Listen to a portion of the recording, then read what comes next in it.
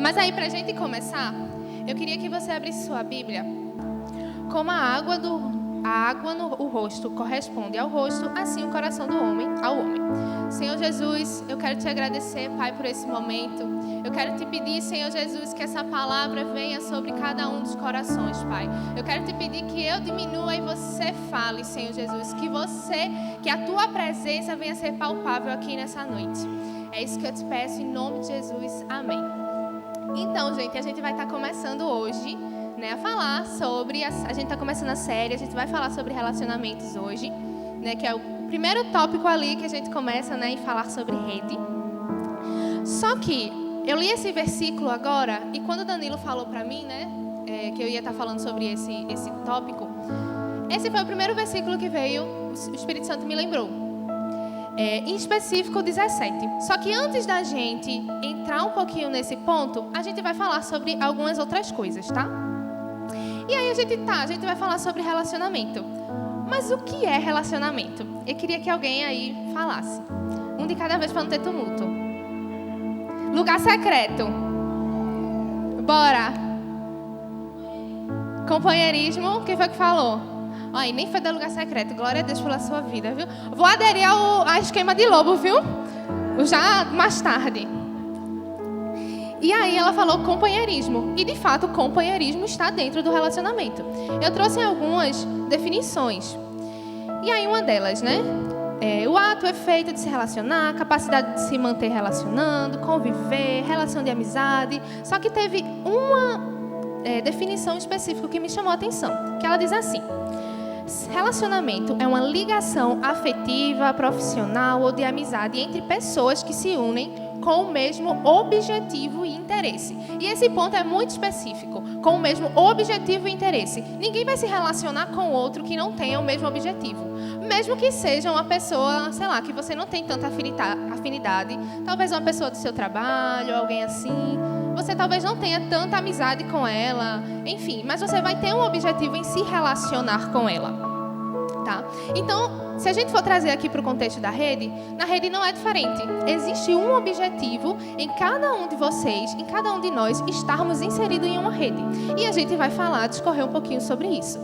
Só que, antes da gente falar do relacionamento na rede, não tem como a gente não falar sobre o primeiro relacionamento. E esse relacionamento vai direcionar todos os outros. Então, eu queria que você abrisse sua Bíblia em Gênesis 3, a partir do 7.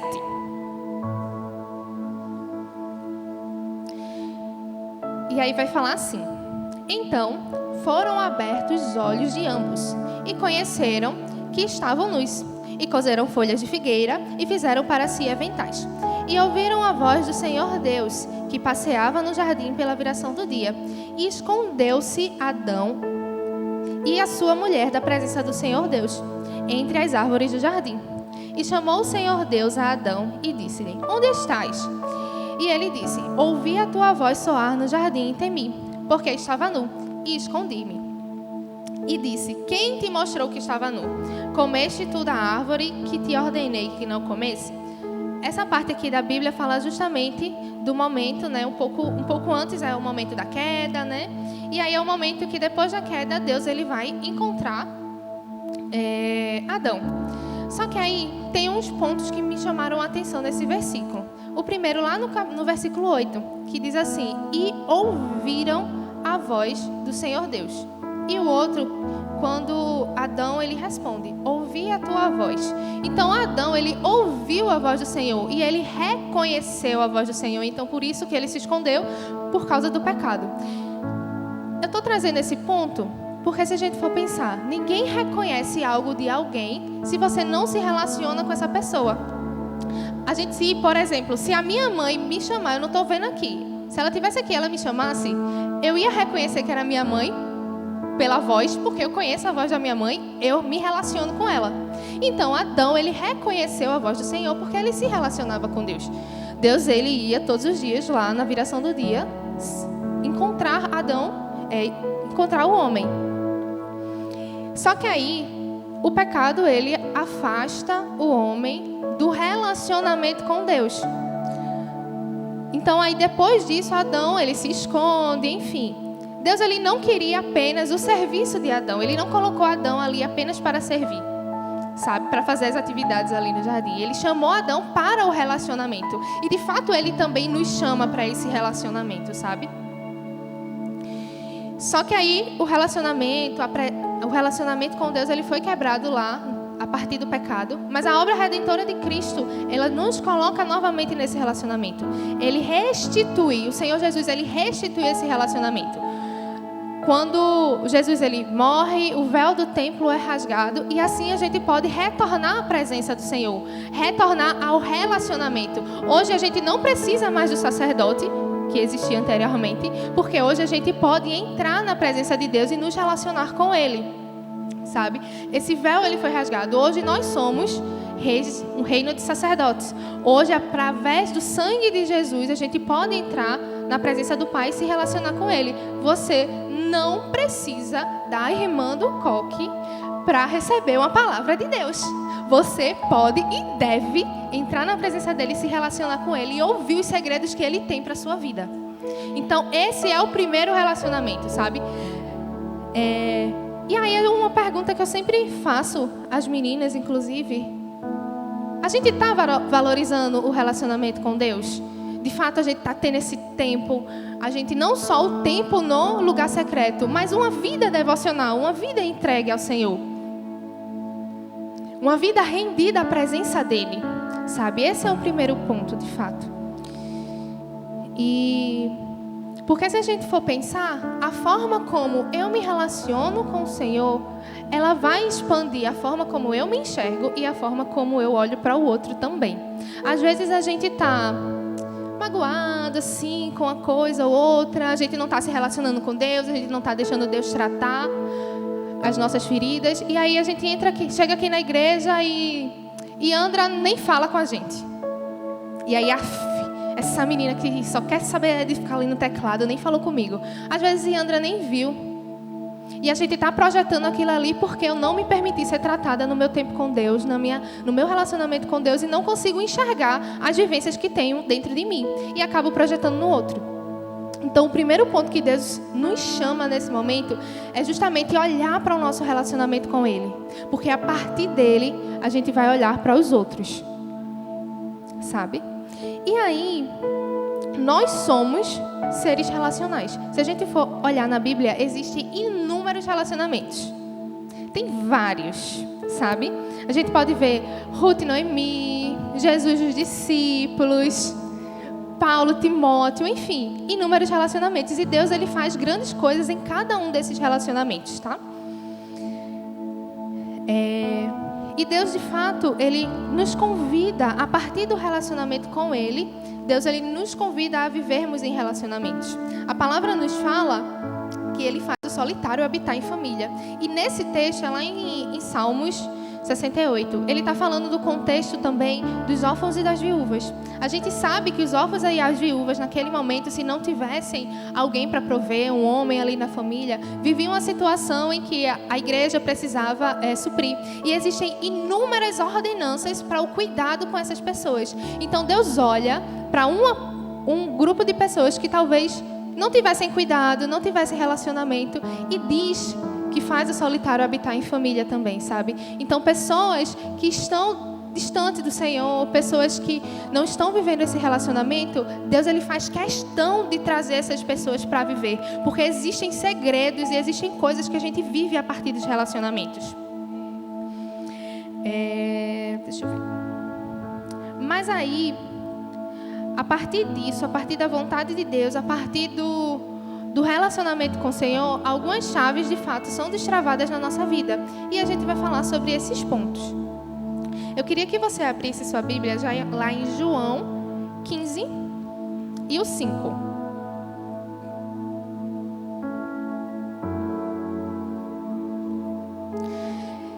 E lá nesse texto, vai dizer assim, só o 5, né? Eu sou a videira, vós as varas. Quem está em mim e eu nele, esse dá fruto. Porque sem mim nada podeis fazer. O primeiro ponto que a gente vai viver a partir do relacionamento é estar no corpo de Cristo. Nesse texto, em João 15, ele vai falando justamente que O Senhor é a videira e nós somos os ramos. E aí, se a gente for pensar, você já viu uma videira com apenas um ramo, só um galhinho assim? Não entendo muito de biologia, tá, Cláudia? Então, me desculpe. Eu nunca vi. Eu sempre vejo a videira com vários ramos, sabe? Então, assim, como a videira, ela cresce enxertada nesse ramo, nós vamos crescendo enxertados no Senhor. E aí, se a gente for pensar numa analogia, o Senhor, Ele é a videira, Ele é esse tronco principal. E os ramos somos nós, que vamos a partir desse tronco principal que é o Senhor. Só que aí, se a gente for pensar na videira, numa planta, né, de fato, os nutrientes, eles vão a partir... A Cláudia rindo, meu Deus. Os nutrientes, eles vão, né, a partir ali do tronco e vão saindo para as ramificações. E a gente pode pensar, a partir dos relacionamentos, que esse relacionamento é o combustível que a vida de Deus ela vai atingindo cada um. Um exemplo. Às vezes o nosso irmão tá lá, tipo, desanimado, triste, preocupado com alguma coisa, e você está enxertado na videira, certo? A vida de Deus está sobre você. Então a gente enxerga que esse irmão talvez não esteja, e poxa, irmão, como é que tu tá? Eu tô vendo que tu não tá falando no grupo da rede, eu tô vendo que tu não tá aparecendo. Então você vai contagiar esse irmão também, sabe? E a gente fazendo essa analogia com a videira, ela diz justamente isso, que a partir dos relacionamentos a vida de Deus ela é levada, assim como o nutriente lá na planta é levado para os ramos. E nós, como um todo, estamos enxertados nesse ramo que é Jesus, nessa videira que é Jesus. E a partir disso nós percebemos que estamos conectados uns aos outros. Nós estamos conectados ao Senhor Jesus Cristo e ao mesmo tempo um com os outros. E a gente pode perceber isso lá em 1 Coríntios 12, o 12 e o 13, que fala assim: porque assim como o corpo é um e tem muitos membros, e todos os membros, sendo muitos, são só um corpo, assim é Cristo também. Quer gregos, quer servos, quer livres, e nós todos temos bebido de um Espírito. Essa passagem aqui lá em Coríntios fala justamente isso, que nós estamos enxertados em Cristo. Mesmo sendo vários membros, somos um só corpo. Assim como a videira, são vários ramos, mas nós estamos enxertados na videira que é Jesus. E a partir disso, em estar no corpo, em estar olhando para o irmão, em estar em contato com ele, a gente vai compreendendo também o que cada um está passando. A gente vai enxergando também as funções, as aptidões, o chamado de cada um. A gente vai aprendendo a cuidar de cada um também. Se nós somos cada um, são vários membros em um corpo, a gente percebe que a mão, aquele velho exemplo, né? A mão sozinha vai fazer alguma coisa? Não vai sozinha. O pé sozinho vai fazer alguma coisa? Não vai. E lá em Romanos 12, 3 e 5, fala justamente que porque pela graça que me é dado, digo a cada um dentre vós, que não saiba mais do que convém saber, mas que saiba com temperança, conforme a medida da fé, que Deus repartiu a cada um. Porque assim como em um corpo temos muitos membros, e nem todos os membros têm a mesma operação, assim nós, que somos muitos, somos um só corpo em Cristo, mas individualmente somos membros uns dos outros. E o que me chama a atenção nesse texto,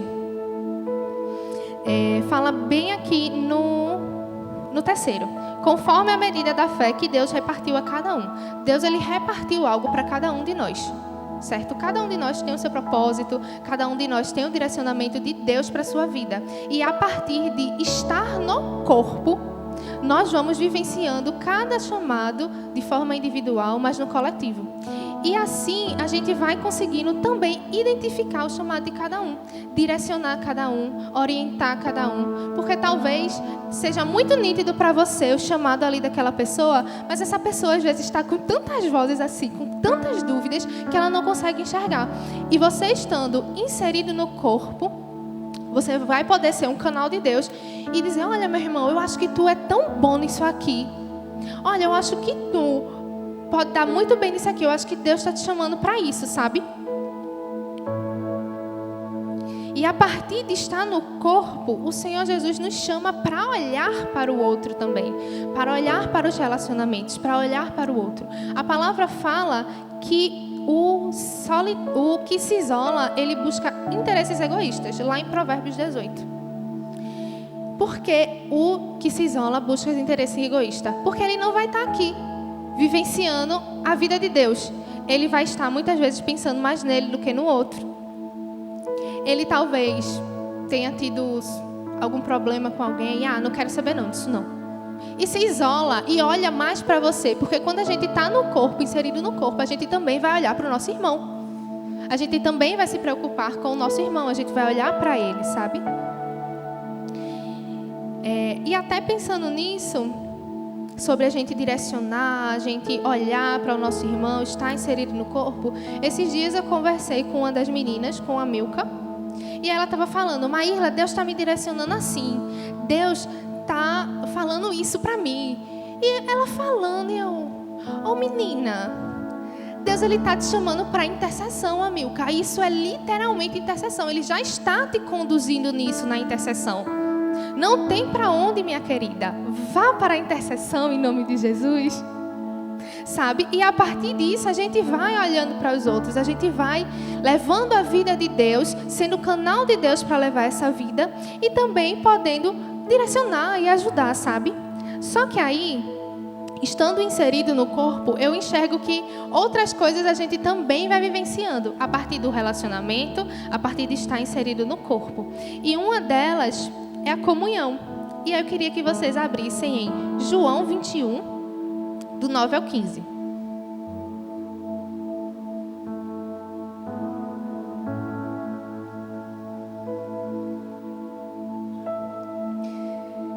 E fala assim: logo que saltaram em terra, viram ali brasas e um peixe posto em cima, e pão.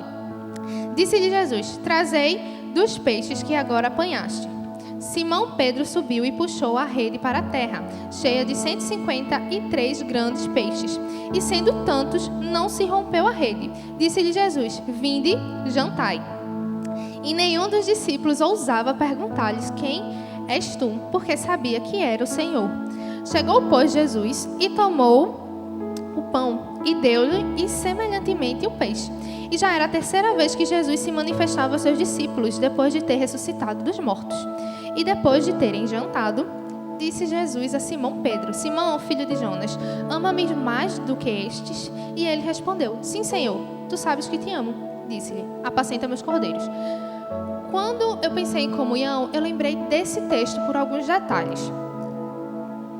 Nesse momento, acontece a restauração do chamado de Pedro. Os discípulos estavam lá pescando, Jesus chega e chama eles. Só que aí, abrindo parênteses, se a gente for pensar comunhão, basicamente, seria participar do comum. Nesse momento, Jesus chama os discípulos para jantar. Vem jantar? Vinde jantar? Participando do comum. Jesus chamou os discípulos para jantar. E aí, depois que eles jantam, Jesus, numa conversa com Pedro, restaura a vida dele, restaura o chamado dele, sabe?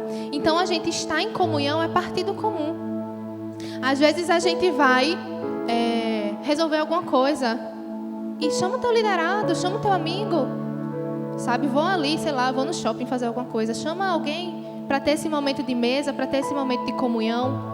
Sabe, no momento de mesa, existem muitas coisas que Deus ele libera. Deus ele libera cura, Deus ele libera restauração, a partir do comum. Às vezes a gente está esperando algo grandioso acontecer, mas Deus ele quer falar no comum. Deus ele quer tratar a sua vida no comum também. A partir dos relacionamentos, a partir dessas trocas, sabe? E Jesus ele restaura o chamado de Pedro num jantar. Mas você pode chamar seu irmão para ir treinar também, viu? Porque treinar é bom. E aí, Pedro ele foi restaurado e ele é restaurado diante dos discípulos também, sabe? Os discípulos estavam ali. Então, existem segredos de fato na comunhão, do partir do pão, do estar no comum com o seu irmão, sabe? Então valorizem esses momentos que às vezes você vai ali comer alguma coisa com seu irmão. Às vezes ele está precisando trocar com você, falar algo. E é preciso olhar para ele também. É preciso se permitir também, sabe? Nesses momentos de troca. E pensando sobre isso, nesses momentos comuns de estar junto, lá em Eclesiastes fala justamente que se um cair, o outro levanta, sabe? Mas como é que a gente vai levantar o outro se eu não estou me relacionando com ele?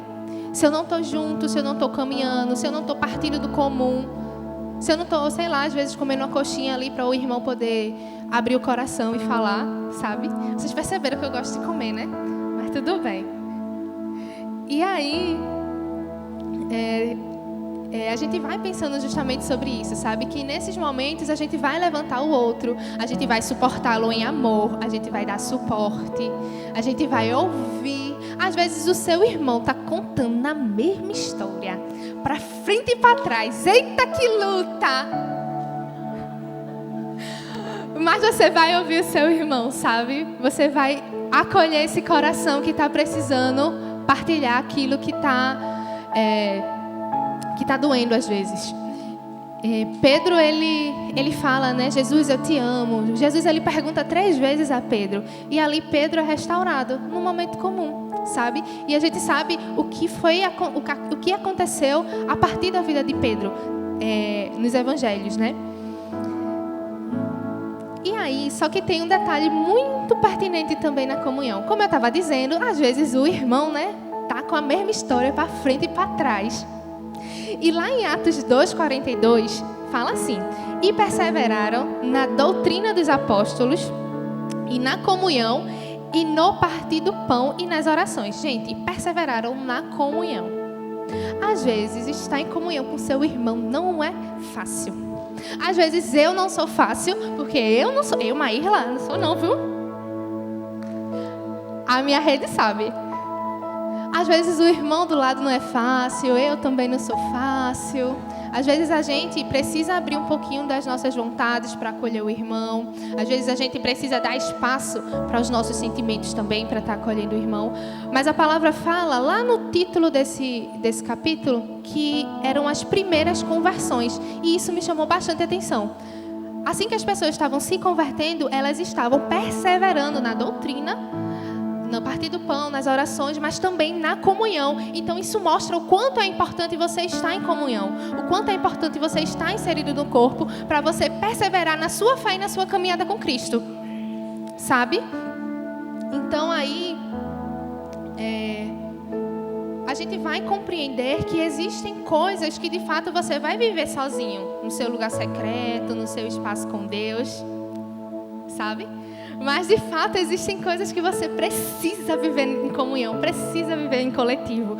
Outra coisa que a gente precisa viver com o outro está lá em Tiago 5,16, que fala assim: confessar os pecados, confessai as vossas culpas uns aos outros e orai uns pelos outros para que sareis.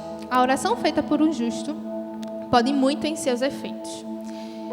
Então, em comunhão também, no partir do pão com seu irmão, você também vai confessar os seus pecados. Você também vai buscar o auxílio para você também ser sarado, sabe? E você também vai ser esse lugar em que o seu irmão pode contar com você para isso, sabe? E pensando também sobre isso, eu lembrei de um episódio na minha rede.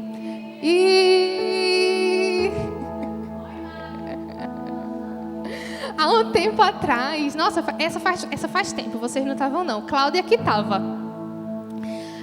Eu estava passando por um momento muito difícil. Luta atrás de tu. Luta, minha filha. Eu já estava uma lutadora de Muay Thai aqui, de tanta luta que estava passando. E aí eu cheguei numa rede e, nossa, eu preciso só conversar com vocês. A rede foi para isso, foi um momento de comunhão. E eu comecei a falar aquilo que eu estava vivenciando, aquilo que estava doendo. E a partir disso, as meninas também foram falando. O quanto foi importante nesse momento eu abrir meu coração. E é algo que eu digo também para os líderes de rede. Abra seu coração com o seu liderado. Isso é uma chave muito importante, sabe? Cláudia falou algo para mim que me chama a atenção até hoje. Ela disse que a partir desse dia, ela começou a enxergar que eu também precisava ser acolhida, sabe? Cláudia tinha acabado de se converter, estava aprendendo um monte de coisa também. Continua, né? Mas, todos nós. Mas assim, abra seu coração para o seu liderado. Existem muitas chaves quando você faz isso, sabe? Como você quer que seu liderado abra o coração para você, conte suas dificuldades se você também não está contando para ele, sabe? Então é um ponto muito importante você partilhar isso com o seu liderado, sabe? E um outro ponto, um outro exemplo que eu lembrei aqui na Bíblia também, de olhar para as dificuldades, de encorajar, sabe? Nesse momento de comunhão, de partilhar, foi justamente Paulo e Barnabé. Quando Paulo começou, quem deu suporte, quem encorajou foi Barnabé, sabe? E a gente sabe quem Paulo foi, o que Deus fez a partir da vida de Paulo, sabe? E nesses momentos de comunhão você pode enxertar a vida de Deus e ativar pessoas que ela vai viver um chamado extraordinário. E você está perdendo de ativar essas pessoas, de fazer parte desse propósito, porque às vezes está tão corrido na vida que não consegue olhar para esses pontos, sabe?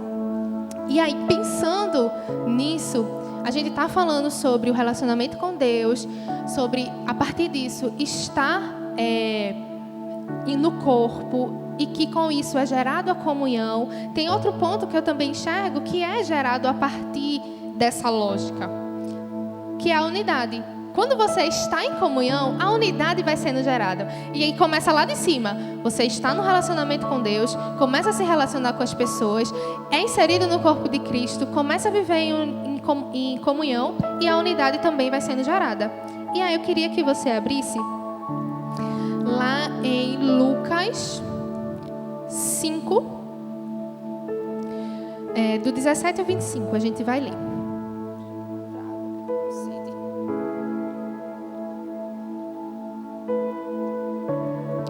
E aí fala assim: ora, aconteceu que, num daqueles dias, estavam eles ensinando, e achavam-se ali assentados fariseus e mestres da lei, vindo de toda a aldeia da Galileia, da Judeia e de Jerusalém. E o poder do Senhor estava com ele para curar. Vieram então uns homens, trazendo em um leito um paralítico, e procuravam introduzi-lo e pô-lo diante de Jesus.